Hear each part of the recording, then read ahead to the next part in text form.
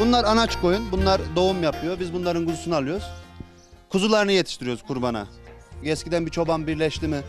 Bugün koyunu filanca yerden şöyle bir geren attırdım. Çanlar amma döşendi öyle cayır cayır diye bir hoş sohbet muhabbet olurdu.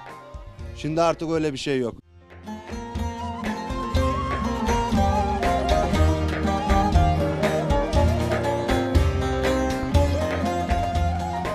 Yanı sıra biz hayvanların sağımını da yapıyoruz.